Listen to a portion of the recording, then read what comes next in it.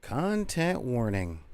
The following show contains smoking, some potty mouth language, discussion of fictitious violence, and discussions of some behaviors that might make people feel attacked. But I promise you, you're not being attacked.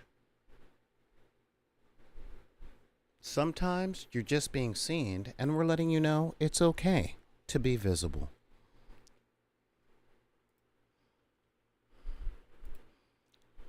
Okay, yeah, that was a rough one, wasn't it? Oh, shut up and start the music. All right, fine.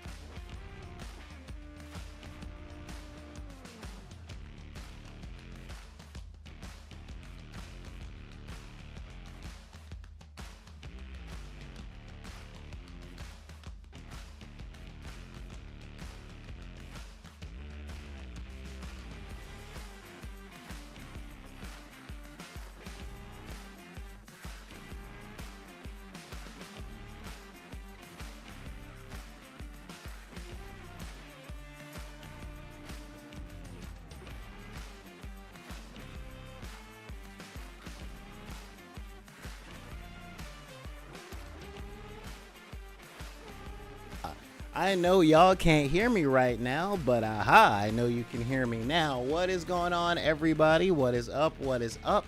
I am Solar Gray, the cinematic sorcerer, or the sorcerer cinematic. Okay, I guess that's the way we do it. And welcome to the dark side of the room. And today, we are going to talk about some really interesting stuff. All right, this is the show where we talk about games and life and a whole bunch of other things that come down and go down and all of that jazz. But in the meantime, all right, if y'all guys got questions or comments, or even if you're like, well, you know, there's this one game that I would like to play that did about all that stuff, well, all you got to do is let me know, and you can do so. Really simple. I mean, you can always leave a comment right here, you know. That's one of the things I read during the show and I comment on during the show. But what if you want to get a hold of me when I wasn't? All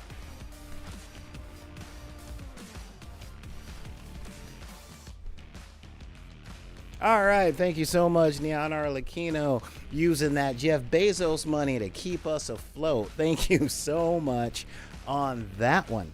And if y'all want to get a hold of me when I am not broadcasting, when I'm not live, when I'm not here, when I'm not doing my thing, all you got to do is pull up your keyboard and type in backinthedeck at gmail.com. That's BACKINTHEDECK at gmail.com. You can also reach out to me on Twitter at backinthedeck, on Instagram at backinthedeck, on TikTok at bidp, and on Facebook if you join the group Deckers on the Book. All right. And honestly, guys, I do like hanging out on social media and stuff, but I do my best not to make it my whole praxis, because man, that can get so unhealthy. Like, so unhealthy, so fast, yet so unhealthy. But now that we've gotten all of that jazz out of all of that way, I like how I said that, all of that jazz out of all of that way, let's talk about a couple of things. All right, that is seriously a thing. Now, I want to tell you guys, there's a couple of things. By the way, thank everybody who showed up to yesterday's show. That was really cool. I was able to get a couple of things off my chest, which was kind of nice. You know, I was able to be like, brr, you know, because yeah, there's just a lot of stupid stuff out there. And I do gotta say, thanks to everything I found out happened in Alabama, I gotta do some swimming, so that's kind of a thing. And try and get that cardiovascular up, you know, try and get some of that out there so I can jump to people's aid in case folks are messing around. You know, they mess around. But outside of all that, okay, outside of that, outside of these things, um, I was writing today's show, and my head was going in 100 different directions because that's how ADD works. And I settled on language, okay? Language slash gatekeeping and marketing, okay? Because there's a lot of that. There is so much of that out there doing its thing, and I just kind of go, you know what? I see it. I see it. I see them. I see the people. I see the people out there, and I listen to what a lot of folks say. Now, here's the thing, and this is something that's really important, okay? I am a middle-aged man, and being middle-aged, there's a couple of things that I'm down with, I'm not down with, I check out, I don't check out. There's a lot of stuff that's there, okay? And one of the things that I'm always out there checking out is my day-to-day disconnect from marketing, language, and younger people. Okay, that's a real thing. I do spend a lot of time on social media, and oh my God, it's just so overwhelming. You know, everything on social media is like, this is the ultimate truth to life, the universe, and everything, and if you don't know it, you're a bad person. And I'm like, dude, relax. Just relax. It ain't that critical. You know, it really isn't. But there are a lot of things that I do understand, especially about these social media things and stuff like that. So that's kind of the stuff that comes out there. Now, I want to discuss language, okay? Because I personally find myself out of tune. Hang on. I find myself out of tune with a lot of my friends because I come from a very frank household, all right? My great-grandmother used to look up at all the family members and be like, look, you want to deal with people out there in the real world, you got to say what you mean what you say, and if you ain't got your word, you ain't got nothing. And I'm like, thanks, Grandma. You know, so that is one of the biggest things that I try and put out there. You know, I say what I mean what I say. But here's the interesting thing. Not a lot of people, at least in California, I hear it's like that pretty much across all the English-speaking countries. Not a lot of people do that. Okay, not a lot of people do that. I spent last night with a family that I love hanging out with. And one of the family members very much was they said something really, really interesting. Okay. And they asked me to do something, or they were asking for something, and the thing was very vague. And I found myself being that guy. Like, hey, can you get this thing for me? Yeah, I can. I probably could. Matter of fact, I absolutely can. Yeah, I can definitely do that. I could really do that. But yeah, thanks for checking in and seeing whether or not I had the capability, you know. Why? Because sometimes when I deal with young kids, I get snarky when they get snarky because fun and games, all right? And that's something that I kind of enjoy. It's something that I kind of dig. So that's a whole thing. I was doing the fun and games, doing a little bit of snark. But it did get me to thinking. A whole lot of people from Generation X to present were taught specifically not just how not to speak directly, but to never, ever, ever do it. Okay? Don't speak directly. Never tell someone what you want. Never tell someone what you're thinking. And I started thinking, why? Why is that? Well, in the 1980s, there was a huge proliferation of corporate culture. This was the business boom in the United States. And when it comes to business, okay, we're talking publicly traded mega corporations. If you say what you mean, you're putting yourself in danger on two fronts, okay? Two absolute fronts. Front number one, in the game of power, never let anyone know what you're thinking because everyone is against you and they're looking for an advantage.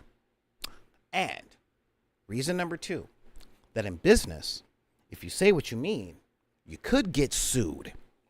All right, that is really what it came down to. And especially like in the 70s and 80s, there were people whose entire career models were set on suing other people. Okay? That whole, I'm walking down the street, I trip on a crack in the sidewalk, I'm gonna sue the city for millions. People were really trying to do it. I'm not getting into the whole McDonald's and hot coffee thing, guys. Y'all can Google that. The truths of those cases have been put out there. But what this did was this created a culture where accountability was the number one thing to be avoided at all costs, okay? Now, you might be asking, wait, Solar, I tuned in for games. Why are you talking to me about accountability, business culture, and getting sued and all that stuff? Because when you're playing games with other people, you're in an environment where you have to communicate. And if you are in an environment where no one is communicating clearly, they're keeping everything as vague as they can, in order to not get sued or to lose the game of power. It does sound like a setup for Shadowrunner Cyberpunk. This can detract from our gaming experiences. Now, as you guys know, I've been learning Warhammer 40K, and my God, that game is written in the second worst legalese I have ever seen in my life. The absolute worst comes from the Legend of Five Rings tradable card game. If you know, you know. But in interacting with people over the years, I've seen how this culture of say as little as possible so that you can never be held accountable for what you said or what you did, with the, well, I didn't actually say that you could do this, or I didn't say that you couldn't, or as we hear at gaming tables, the rules don't specifically say that I can't. Okay? And this puts people in a strange and unfun situation that I will illustrate thusly. Okay? When folks say things like the rules don't specifically say that I can't, it opens up this question, especially if you have trauma, all right, which is, I don't know, 90% of the people that are out there in the world in this day and age. 21st century is definitely the place of unresolved trauma. Has the game officially changed? Yes, the rules don't specifically say that you can't do that, but where do you draw the line? Okay? If the game says this spell can't be used for this, you can still say, well, it doesn't specifically say that I can't because it doesn't mention me by name on this date and blah, blah, blah. And I know this sounds like an extreme hyperbolic situation. However, we've all met those players. And unfortunately, a lot of those players are pretty, I'm not going to say pervasive, okay? This is a situation that concerns what I call the loud minority. It's not. I tried that when I was 4 or 5. Yeah, very much an Arrested Development type thing. Thank you, Neon. But the language that people use when they keep it vague leaves a schism between what is meant, what is acted upon, and what is played with. And again, this counts for any game that you sit down and play with other people. Now, yesterday, we talked about um, judging a game mechanic positively or poorly before you play it. And one of the reasons that people do so quickly is because of the language that a lot of games are written in, and a lot of language that a lot of us tend to encounter in our lives. Okay. Um, if you are over the age of 25, I'm sure you've been to the DMV once or twice where they think they're communicating clearly, or if you have a job and they can't say, come in Saturday or you're fired, because that's against the law to force overtime. But they can say, yeah, if you could come in Saturday, that would be really cool, you know? And then when you say no, well, we could really use you as part of the team and we'd like to know your real connection to this company. And I'm like, you're trying everything you can to say come in or you're fired without me being able to sue you. Stop it. Okay, just stop it. And these are the thousands of paper cuts that affect every single gamer in their time outside of the game. Okay, and when it comes to the younger the younger ones of us, both in years they spent on the planet and the time they've been playing certain games, this can be a very effective yet unintentional way of gatekeeping. Okay. Now again, I am Generation X. I've watched many people grow up. All right. And I get that a lot of people come from a place of, well, I had to catch up, and well, what about me? I got hurt by that kind of stuff. Yeah. I get it. I totally get it. I totally understand. But I'm not talking about if you do this, you're a bad person. If you don't do this, you're not a bad person. That is not where we come from here at Back in the Deck. We don't do that. Okay, I don't call people bad people, but I do talk a great deal about how our behaviors can enhance or detract from the experiences that we are trying to optimize. Okay, if you want to have a good time, it has nothing to do with whether or not you're a good person.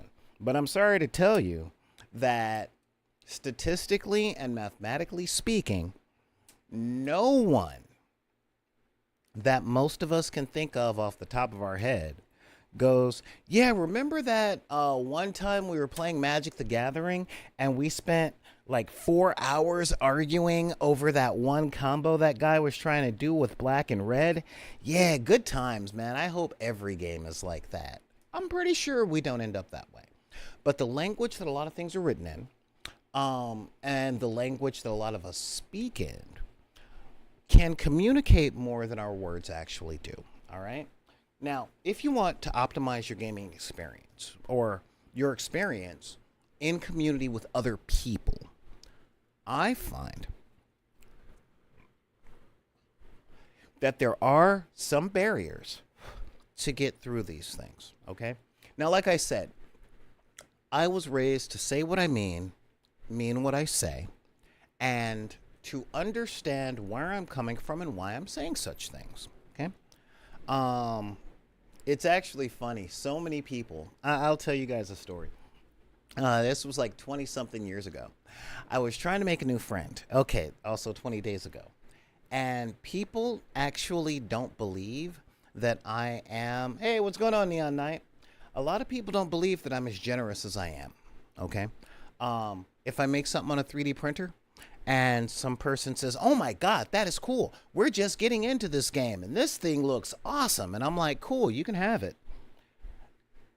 And that comes with so much suspicion in the 21st century. This thought of, what are you trying to get from me? How are you trying to take advantage of me? How are you trying to hurt me? So, speaking directly, isn't always taken, what's the term I'm looking for? Without surprise. Oh, thank you so much, Venom Ross. Seriously, a lot of those things, a lot of people don't know how to take that. And I get it, okay?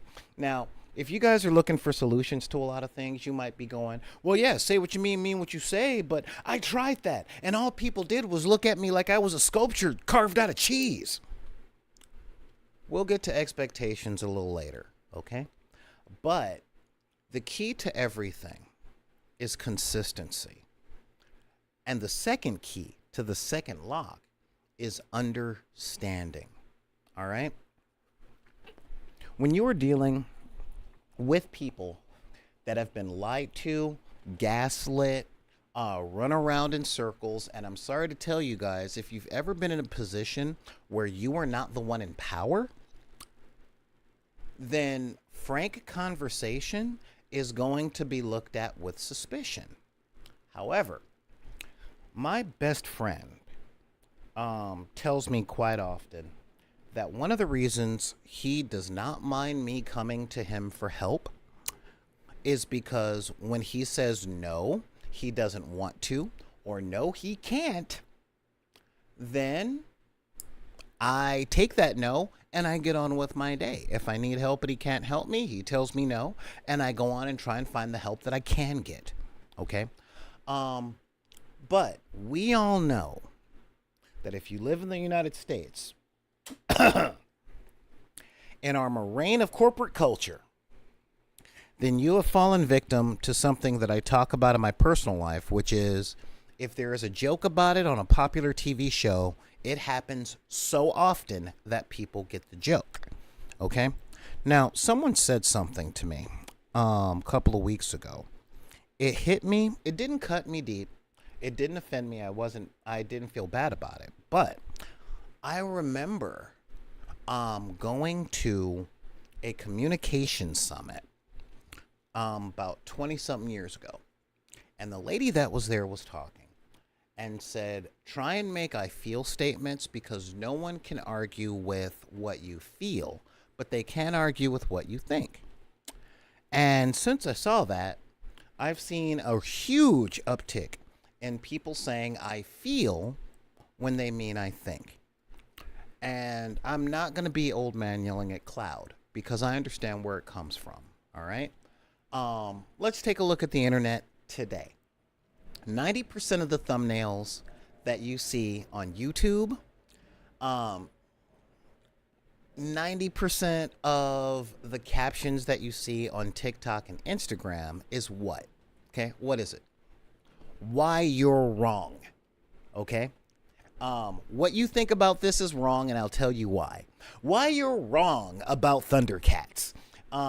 Sherlock is bad, and this is why. Sherlock is good, and this is why. Whatever it is that you think, the internet is telling you that you are wrong. You're not incorrect, you're not mistaken, you're not thought. You're wrong! And most communication, especially with the debate bro culture out there, gets involved in so much sophistry. Hey, Mad Wookie. Oh, right? Yeah, you're painting your models wrong. And it sets this standard of everything that you do or everything that you like, prepare for battle. And I grew up under gunfire. I don't have it in me to have those fights all the time. Now here's the thing. If you guys are starting to be like, yeah, that's right, all these woke people, stop. And if you use woke as a pejorative, you can get out right now. Okay? Yeah, the fact is, oh yeah, exactly. This character has been ruined. Everything are all of these hyperbolic, judgmental descriptions of people's character, of people's beliefs. Okay? So when you communicate with the people that you want to play games with, it is really easy. Yeah, exactly. See, you guys are totally giving me 100 thumbnails to increase my numbers. You're painting your models wrong. This character has been ruined. Why I quit this? Why this has to be stopped? And it's like, guys, relax. We're talking about, we're literally talking about playing with toy soldiers or playing pretend or flippy cards from Uno to Magic to Yu-Gi-Oh to Pokemon Hotoni Hayaku. And I get it. I really get it. You know, Excuse me. I grew up when Trivial Pursuit was at the height of its popularity, and I also grew up with elders, from older brothers to supposed peers who were in a higher grade, silencing and cutting me off. And I'm like, why don't you let me finish? And it's because I know what you're going to say and you're wrong, you know. And instead of hitting them in the face with a chair, personally, I don't interact with those people anymore. My big thought is I always let people finish when they're talking. At least I do my best to. Because if they're incorrect in what their assumption or point is, they'll be just as incorrect after they finish than they are when I hear it. However, this is a big one. Okay, a really, really, really, really big one. If I let them finish, I may be incorrect in what I think they're about to say. Oh my God, I'm not perfect. So, but getting back to the vague language of corporate culture, all right, and that's what I'm calling it. Again, the I feel statements.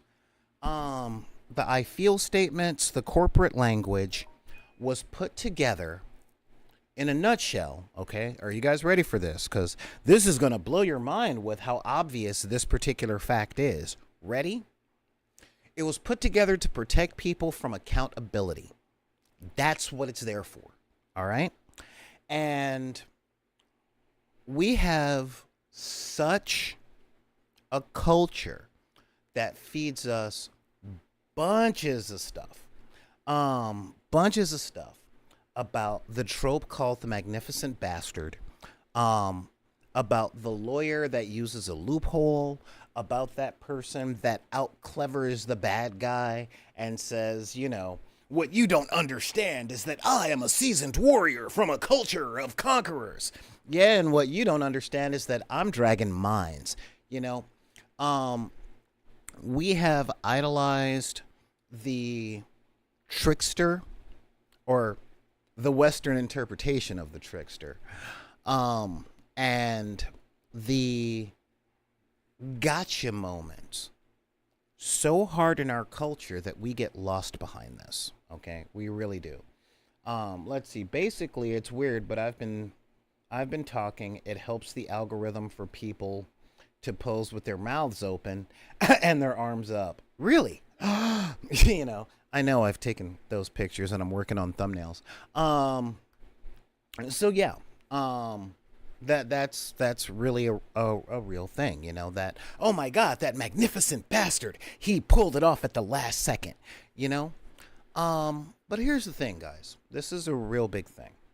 I'm not saying that behavior is bad behavior, okay? What I am saying is that all behavior, all tricks, all tropes, whatever, have a time and a place. And a lot of my friends look at me a little odd because I'm so forthright in my communication. I'm like, yeah, no, I don't want to do that. Well, why not? Because A, B, C, D, E, F, G, this point, and that is why I'm really uncomfortable. And my friends are like, oh, because they're used to the second thing that from Generation X to now has come up with, which is authoritative figures, primarily parents, quite often teachers, a lot of times bosses, and a lot of spouses in the current generation thing where because I said so shall be the holiest of all commandments. Again, time and a place. Not gonna lie, I don't have time to explain why you should run when there are people shooting automatic weapons. All right? I don't have time to explain to you why you should shut up and hide if we're in a convenience store and a dude pulls out a 12 gauge. All right? That's get down. Well, what? Shut up. Get down. Get down because I said so. You know, that kind of thing. However, when we're hanging out with friends casually, playing games at the D&D table and stuff like that, that is not the time to be because I said so. Now, understand, I mentioned something a little earlier, which is communication through power. All right? And a lot of folks, again, when I said, when I was talking about my older siblings and some of my friends that I've made since then that I have also killed those relationships with,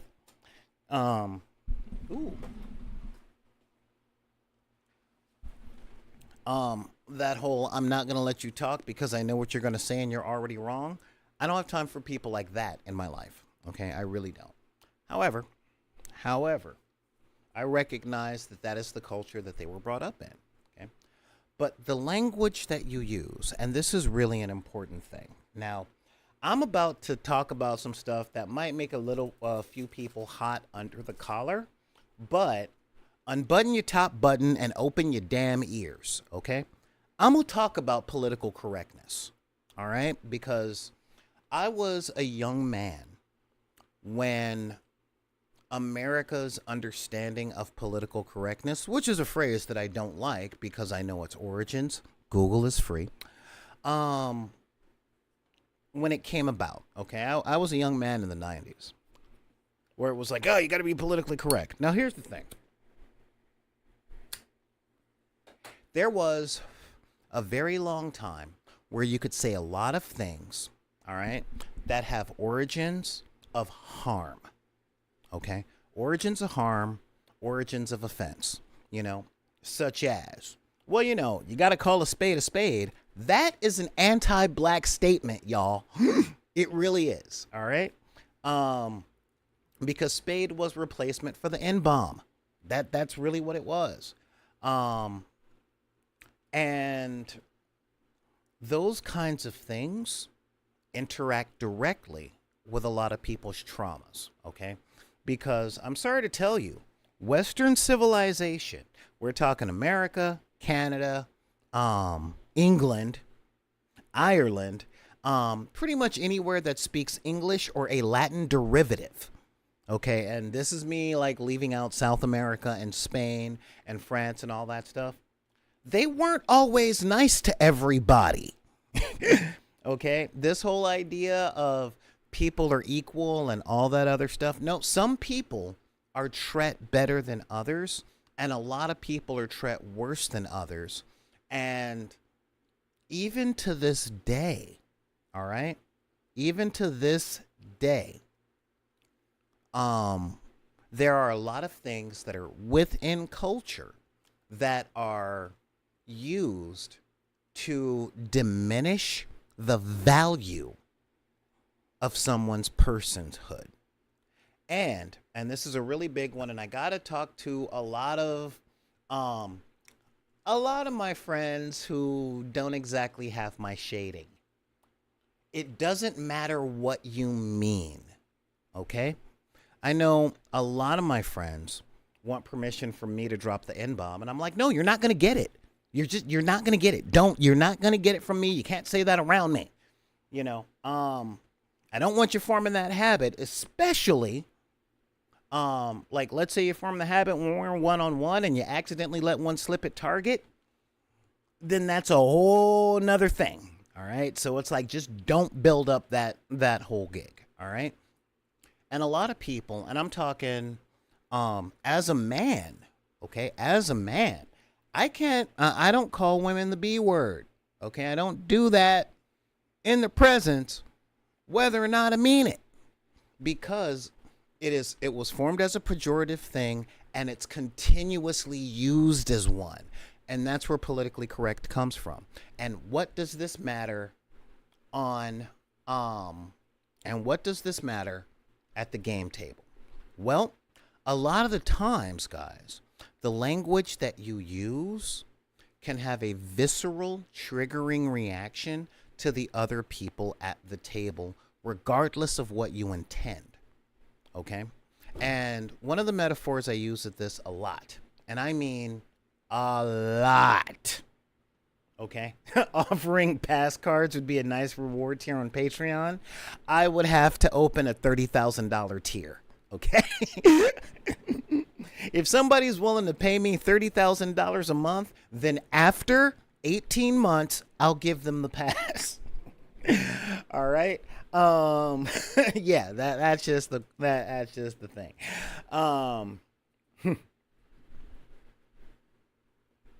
But yeah, so until we live in a world where people who do use it as a pejorative are punished by people who use that stuff as aren't, if they are reprimanded by the people who don't do it, then we might have something to talk about.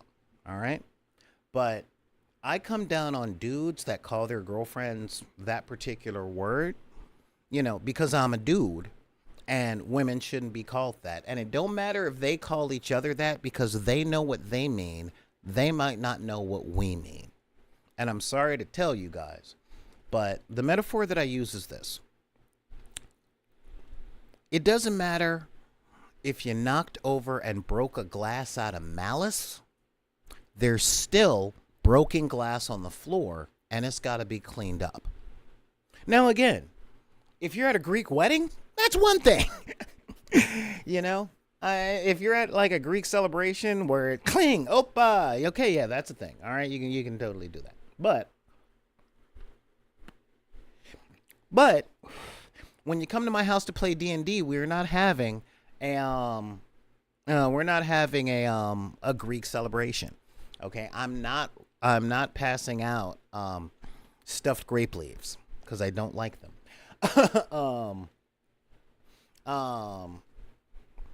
So with all that, the use of language, all right, when we get to the core of it, the use of language means to communicate. Okay? How can we communicate clearly while expressing our intention and without ducking from accountability? Okay? That is a really, really big thing. And I see this all the time. Okay?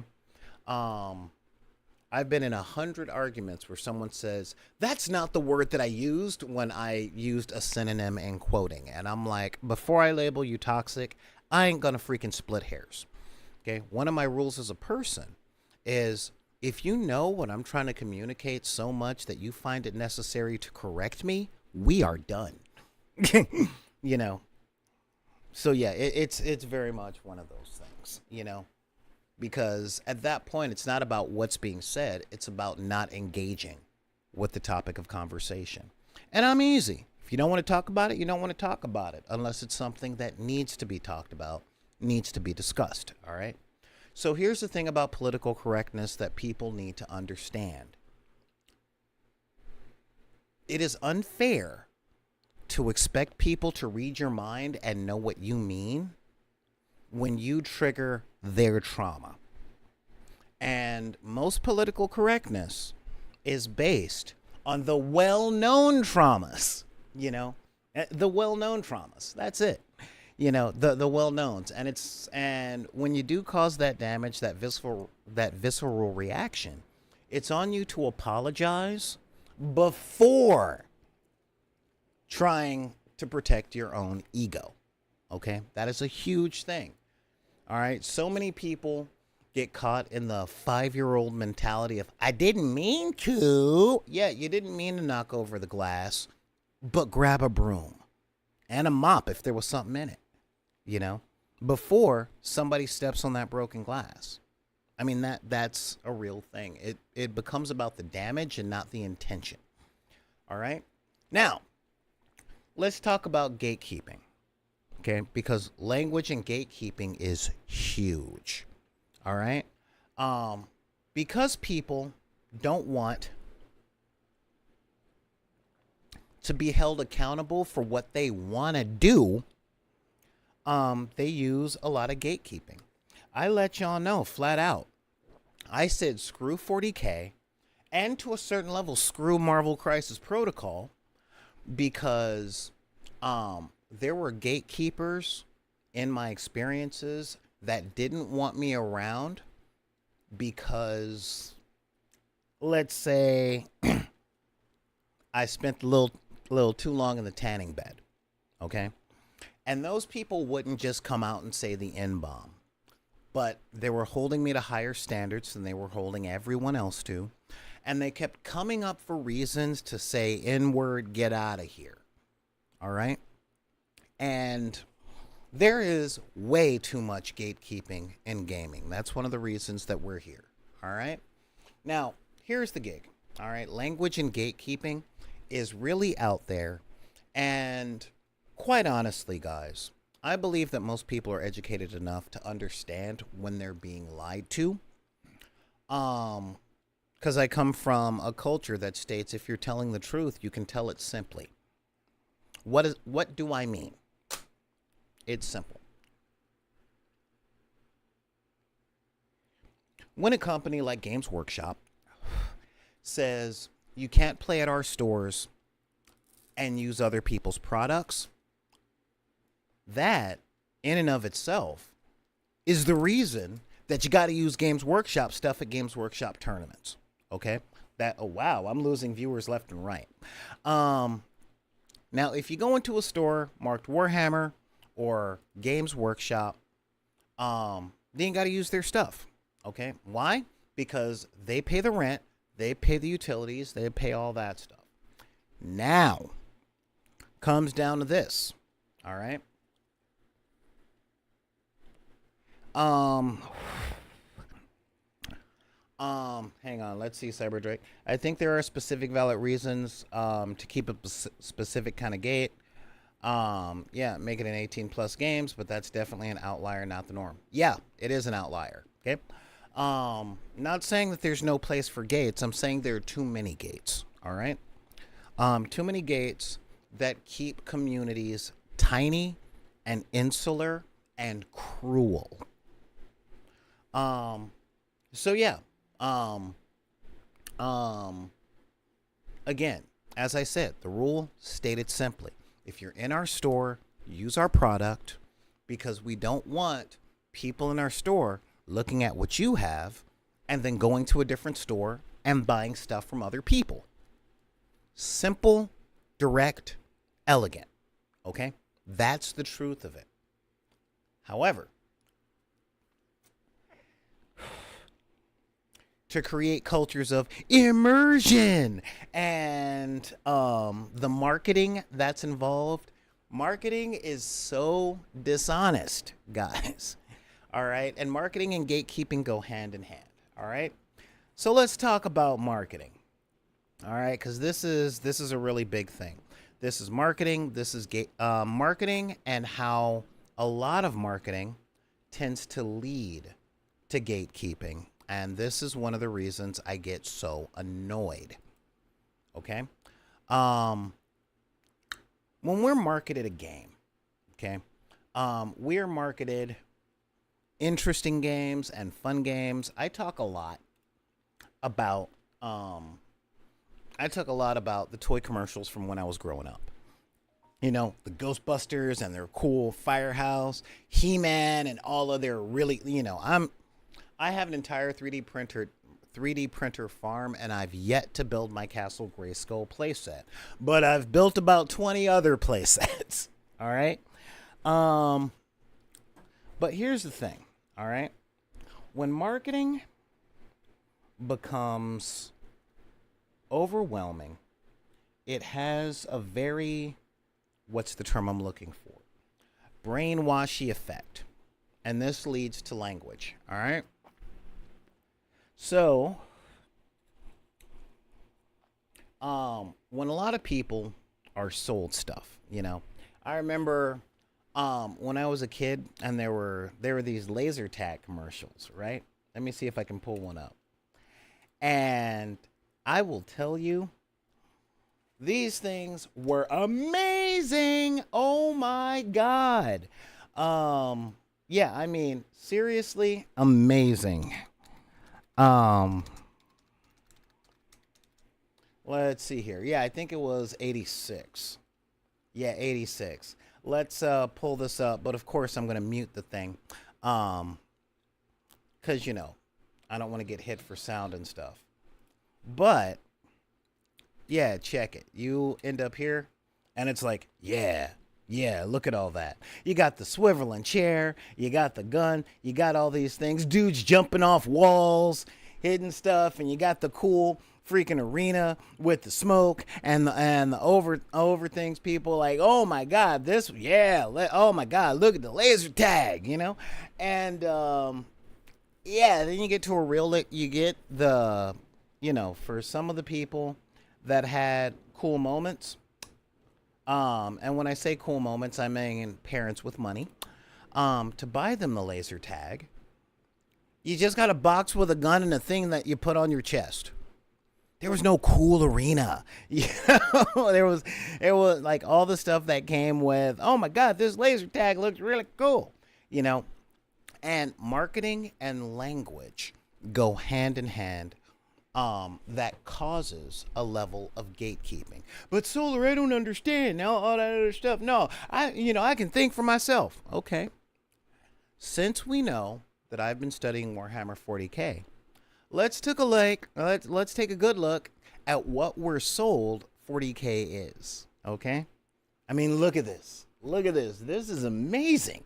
All right. I mean, you got the tanks, and in the background over here, you got the cool stuff, and it's like, yeah, look at these things. And, you got the Warhammer 40K, and all the minis are painted amazingly and all that stuff. That's what you're sold. That's every poster. If you live in a place where games like 40K have commercials and things like that. Yeah. Now, nowhere in those advertisings did they say you got to glue them together and paint them yourself. It just said, yeah, look at all this. This is awesome. This is what it could be. This is what Discourse Miniatures calls Warhammer. This is what we think the game is. This is what we hope the game is. And this is where we set our expectations.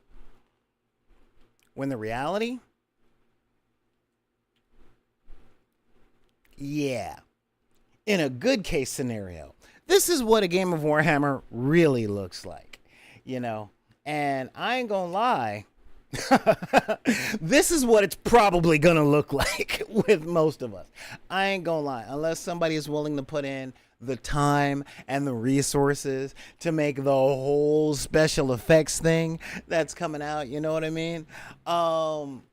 But the language that's used, oh my God, on the smoky battlefield of the 41st century, or in the flowing realms of Eternia, battle against Skeletor. And I'm just like, oh, yeah, right? You were so right, Neon Arlecchino. It needs more cats standing on the table. That's what we actually get.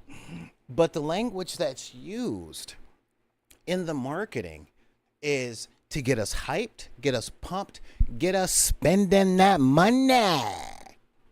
All the monies, I remember some of the old commercials for Dungeons and Dragons, and they had animations of monsters and a buff freaking blonde dude that looked like a low budget Beastmaster. I know Beastmaster was already low budget, so do the math on that.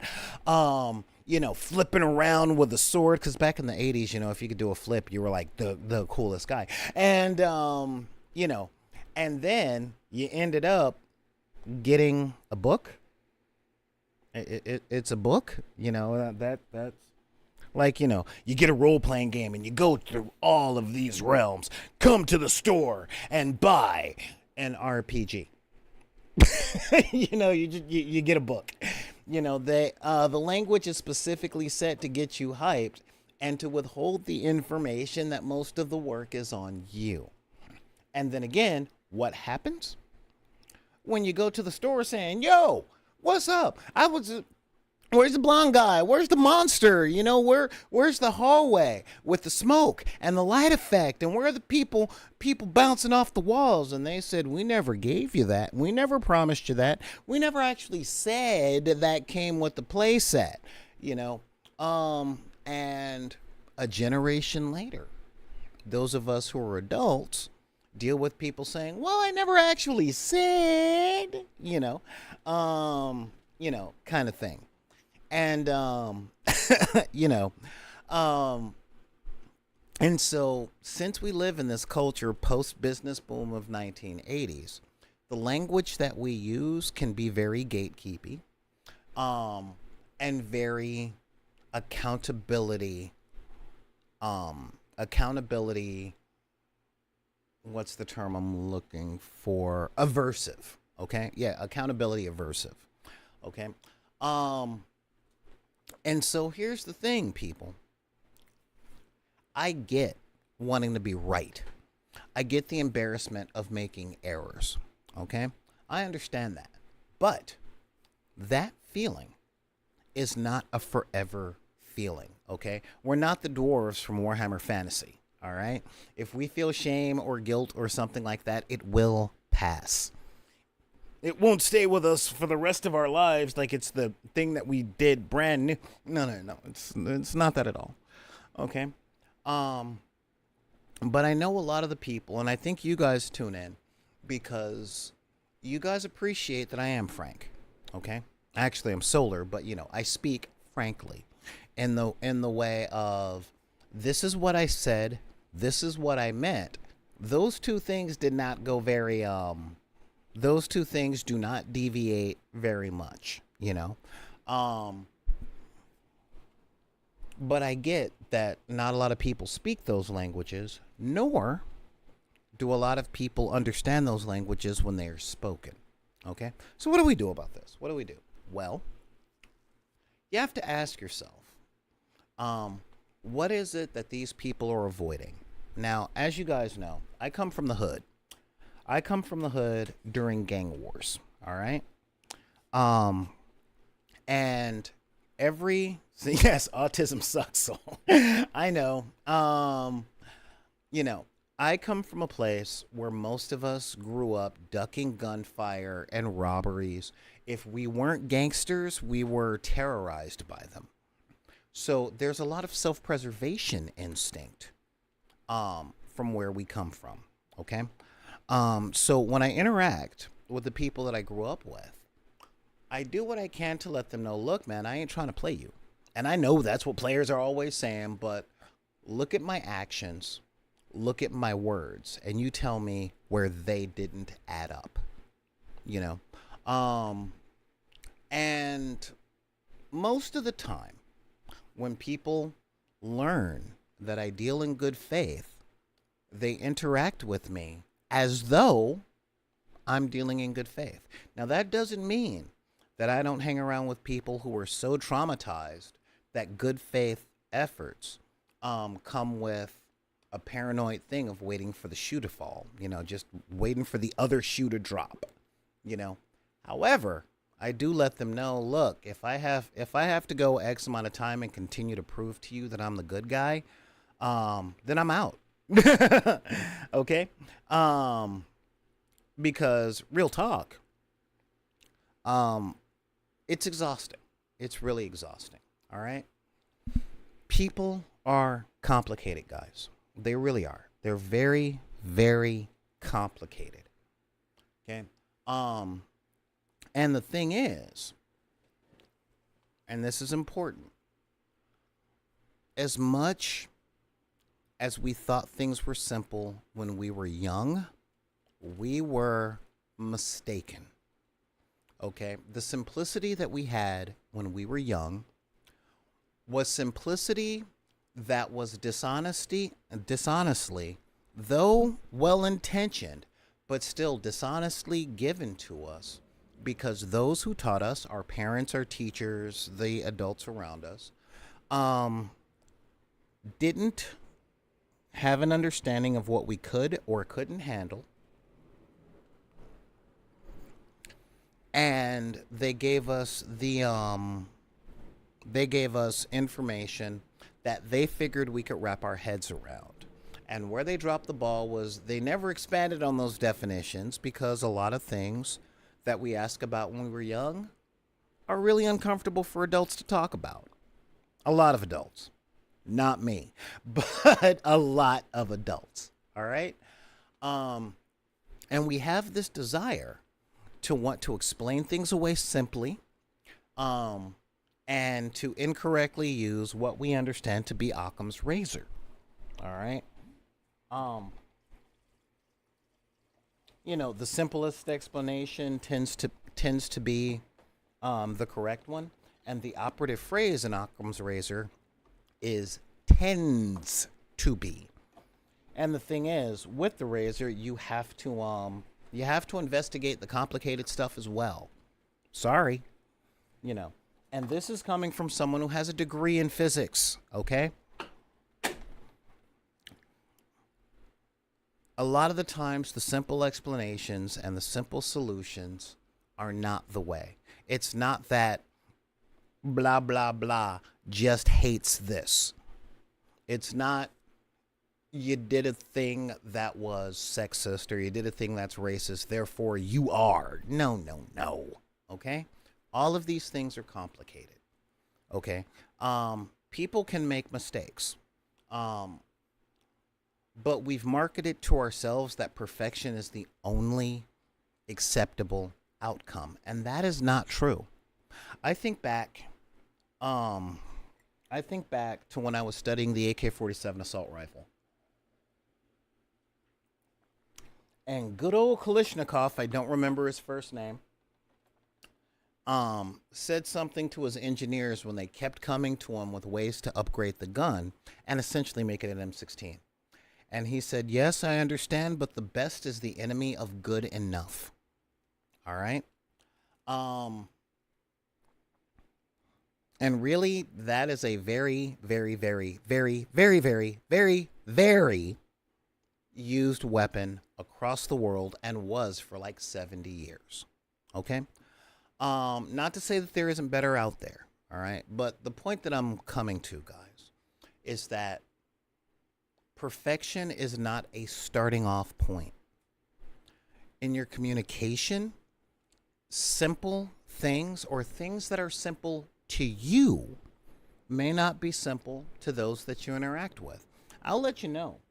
I have been playing tabletop miniatures games for 20-something years.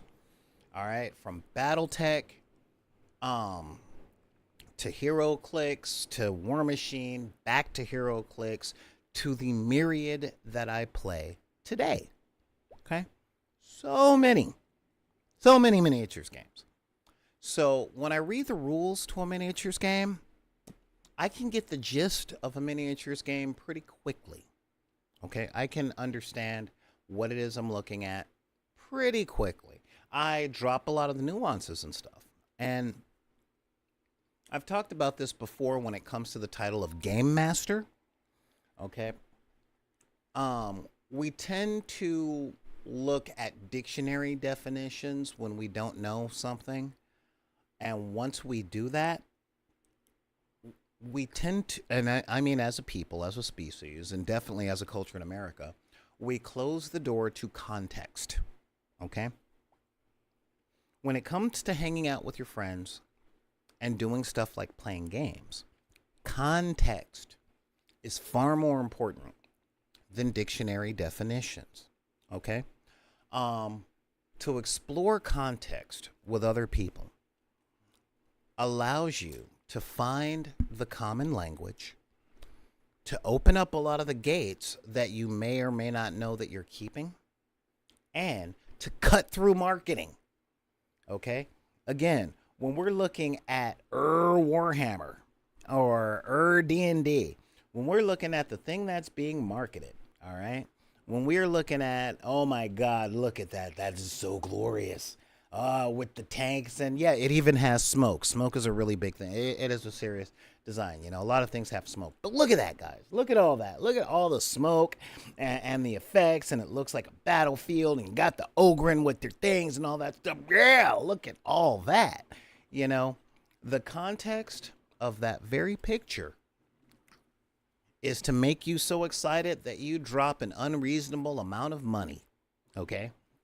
Because again, we know the reality of the situation, which is insert a kitten here.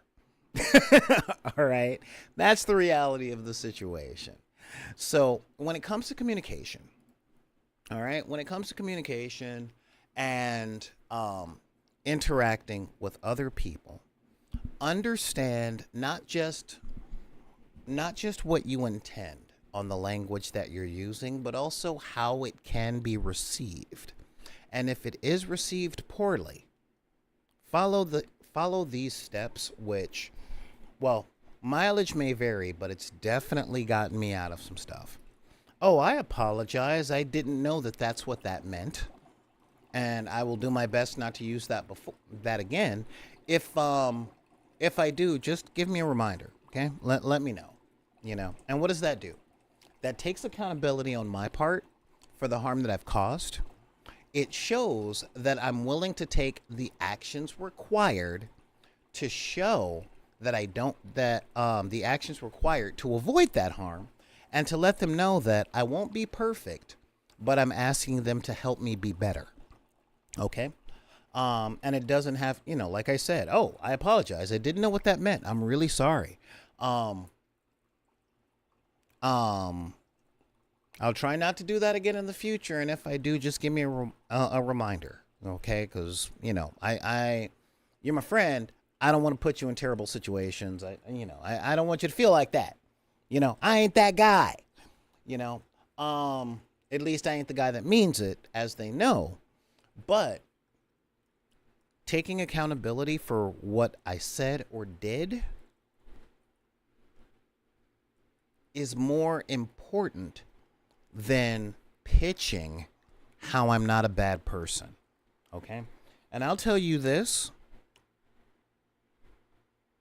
When you're willing to be accountable for your actions or your language or your gatekeeping, okay, it shows that you are a decent person, and people respond to action far more than words. Okay? I can let you guys know. The only people who expect perfection are folks that are passing the baton of pain. This is hurt people, all right? In my experience, I can let you know, I've never known many 1980s special episode abusers, okay? I've never known very many people who are like, yeah, I abuse my child. I'm going to keep abusing my child. Most people that end up harming others are only doing what they've been taught to do. And more to the point, the way that they were taught to do it was under a paradigm that what they're doing is correct. All right? I come from a culture of corporal punishment. By a lot of definitions, I was abused because my mom kicked the crap out of me quite often every single time she suspected I did something improper. And it's not because she was a mustache twirling villain. The main lesson that she was trying to show me is you got to get it right, because if you think I'm kicking the crap out of you, wait until those people in the world that don't want you alive or involved, they will hurt you more. And why? It's because that's how she was taught by people that were born in the 1890s, But I'll tell you this, never once laid a finger on my kid, because it really is a big place, It is a big place, and no one's perfect. No one, or very few people, and I mean very few, like less than 1% of the people that you meet,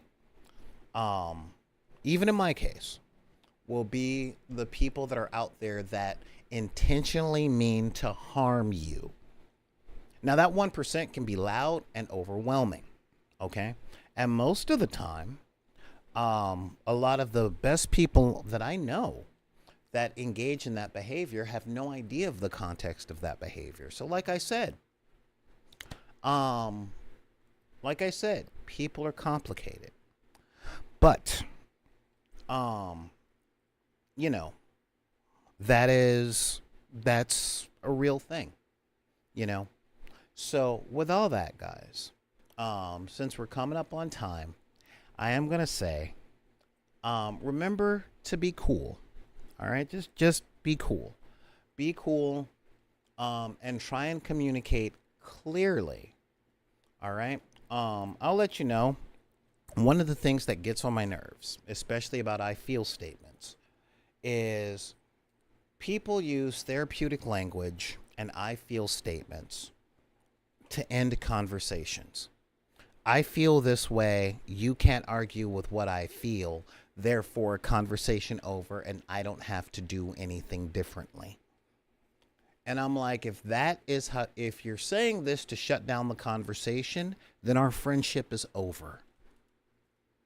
You know, and the reason I'm like that is because when I bring up something that seems to be confrontational, it tends to be important. Not just important to me, but important on a grander scale. And the second thing, and this is a really, really, really, really big one, is that I don't want to be friends with people who don't value my perspective, my personhood, or my dignity. And if you've got people in your life that are like that, I promise you, you're better by yourself than you are with them. All right? I see you lurking back there from the land of milk and cheese, just letting you know. Or from the land of cheese and beer and receipts. What's going on, man? So, yeah. So that's where I'm sitting up. That's where I'm doing the thing. So, my call to action for you guys, other than like, share, subscribe, and all that other stuff. I really need you guys to help me help the channel grow. Because, last segment. Okay. Couple of days ago, I had to put in a job application to as many Starbuckses as there are within the area that I can get to. Okay. Financially, I'm really hurting right now. And part of that is because I won't take a day job because I want to keep doing this. I want to keep doing this, and I want to keep doing this with you guys. But my stuff isn't growing. And the advice that I get is make better content without any definitions of what better means. So it's the Wild West out here, and the things that are required to make content like everybody else, we've moved to a point in live streaming and YouTubing where in order to start, it costs about $10,000 to buy the right computer that's powerful enough to support all the software that goes with it, the right kind of camera, the right kind of lenses, and so I'm really doing my, and you got to talk about the right stuff in the right way, and you got to look a certain way. And real talk, there are certain mundane phrases that YouTube don't share the algorithm with. And all of that while trying to balance my life outside of this, where people are dying at a rate of about 1 every 2 months, and I still have an entire house to take care of. So that's real talk, guys. So I'm letting you guys know I need your help in making the channel grow. Share the videos. When you say you should check this guy out, let him know what we talk about on the show. Like, hey, this day we talked about this. This day we talked about this. Kind of help me pitch this stuff out there so that I don't have to get a 540. Surprised I can't see the crack split you open. I promise you, that's magic. Yeah, again, can't show cleavage in a turtleneck unless you're Sue Storm or another comic book character that was illustrated in the 90s. Not to mention, you don't want to see these. These ain't impressive. A bikini episode, that's cute. But yeah, so I'm letting you guys know that if I end up getting one of these jobs, I'll be broadcasting a little less because I won't have control over my schedule. Okay. But I will keep you guys posted on that. However, If my channel grows to a decent amount and I start getting paid regularly, I'll be able to quit that job, or I'll be able to not take it.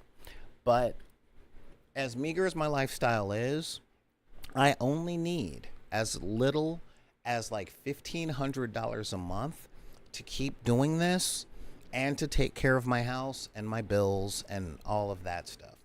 I do not live a lavish lifestyle, okay? And half of my family thinks that because I do this for a living, I am rolling in it, because that's kind of the preconception, you know? So it's a thing. So I will talk to you guys a little bit later. I have quite a few chores I got to do, and I'm looking to set up some other stuff. All right. Gotta refresh myself on the rules to a couple of tabletop skirmish games. But with that, if y'all got any questions, okay, questions, comments, things like that, or if you just want to reach out and say, hey, what's up? Pull up your email and type in backinthedeck@gmail.com. That's BACKINTHEDECK@gmail.com. You can also hit me up on Twitter. You can hit me up on Instagram @backinthedeck.